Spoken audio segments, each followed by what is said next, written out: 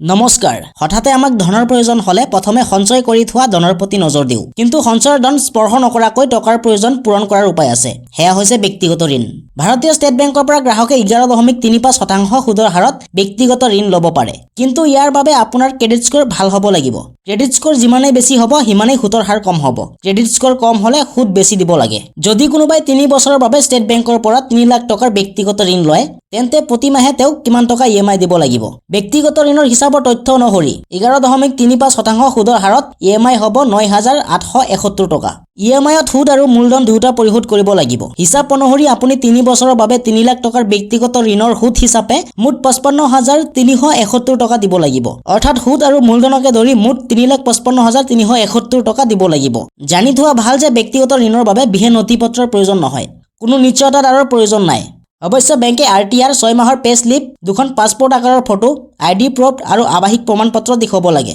ব্যক্তিগত ঋণ ন্যূনতম 6 মাহৰ ভিতৰত আৰু সৰ্বাধিক 72 মাহৰ ভিতৰত পৰিশোধ কৰিব লাগিব বহুতে জানে যে যিসকলৰ দৰমহা কম তেওঁলোকে ব্যক্তিগত ঋণৰ বাবে আবেদন কৰিব পাৰে ধৰি লওক কাৰোবাৰ মাহিলী দৰমহা 15,000 টকা 50,000 টকাৰ পৰা আৰম্ভ কৰি 5 লাখ টকালৈকে তেওঁ সহজতে ব্যক্তিগত ঋণ লাভ কৰিব পাৰে কিন্তু সাৱধান হ'ব লাগে যাতে ইএমআই মাহিলী আয়ৰ 50%তকৈ বেছি নহয় অৰ্থাৎ কাৰোবাৰ মাহিলী দৰমহা যদি 20,000 টকা হয় তেন্তে ইএমআই 10,000 টকাতকৈ বেছি হ'ব নোৱাৰে যদি ভিডিঅ'টো চাই ভাল লাগিছে তেন্তে এটা লাইক কৰি চেনেলটো সাবস্ক্ৰাইব কৰাৰ লগতে ভিডিঅ'টো শ্বেয়াৰ কৰি দিয়ক ধন্যবাদ